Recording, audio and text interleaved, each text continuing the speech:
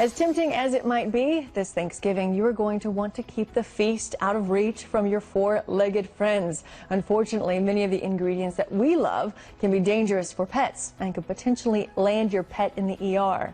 Here to share some Thanksgiving pet safety tips is Dr. Crocker. She's an ER veterinarian for Veterinary Emergency Group, and it is great to see you. Good to see you too. I'm excited. I am so excited too. One, to eat Thanksgiving. I also didn't realize that Thanksgiving can be so hazardous, like to pets. It can be. If you think about it, pets just like to get in trouble. So there's a lot of potential during this holiday. Because they seem to kind of smile, like they know they've done something bad, but it's kind of worth it. Yes. It's the face that I usually see. Yes. Let's start with the Thanksgiving turkey. Is this a hazardous potential? Yes, I mean, it's the star of the show, right, of the feast, and so everyone has it. The actual meat itself, not as much of an issue, right? If you just have a little, but what do we cook with? We cook with garlic, we cook with onions, and those things can be highly toxic to dogs. So it's more the seasoning and the additives that we worry about with the turkey.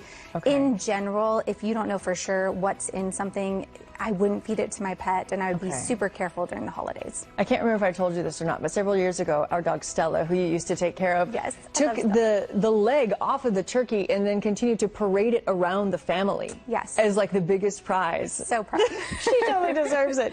Let's talk a little bit more about ingredients. Are there any specific ingredients in all these items that really we need to be aware of? So pretty much a lot of the stuff we cook with and a lot of the scraps we have to be careful of. So like Stella, the bones, right, of that turkey leg can be really hazardous, and the dogs love to get in the trash. And so one of the big things we say is, as you're cleaning up and you have the foil and the twine and the grease and all the things that, you know, taste yummy to them that go in the trash, make sure you fully dispose of those outside, because they can get into them. Sometimes you don't even know until it's too late. But those things can cause them to end up in the ER where they have to see me, and we don't want that over the holidays. And when you mention getting into the trash, some dogs don't necessarily go into the top of the trash and strategically pick out exactly what they want. Sometimes they just eat it all. Everything, yes, yes. And that is why, honestly, around the holidays in the emergency room, we see so many sick pets with diarrhea, with vomiting, with pancreatitis because of these issues. So you really have to be overly aware and know that you have to put it completely away, or else you are going to end up with a problem. Because they might have eaten the bag or the foil or any pretty number much of anything that tastes or smells good, right? I have a lab, and he's genetically inclined to eat everything. So.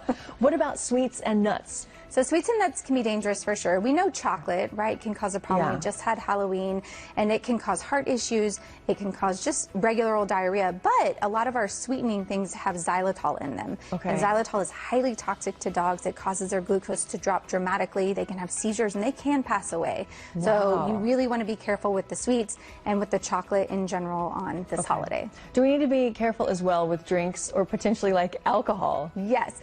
Anything, honestly, that like smells good, they're going to be interested in. And you think about a little dog getting into a drink that has alcohol in it, it can greatly change the way they move. They can hurt themselves, right? And so you want to keep the alcohol and the fun beverages up and away from your pets. And if people are coming over to our home, is it important for our pets to have their own space? Like, what do you suggest as far as that's concerned? I think sometimes we forget that we are social. Some of our pets are, some of our pets aren't. So especially if you have a high anxiety pet that doesn't really love to be around a lot of people, having them have a space, you know, away from everyone else that's quieter. Maybe talk to your veterinarian about getting something that would keep them calm during the holidays, because you also can get stomach upset just from the stress alone of the holidays. And so I really think making sure that they are comfortable and it's not too loud, noisy, kids, you know, aren't messing with them, is important, especially for those really high anxiety, stressed out pets. And if something happens, you all are available 24 hours a day, 7 days a week. Will you tell us what you do?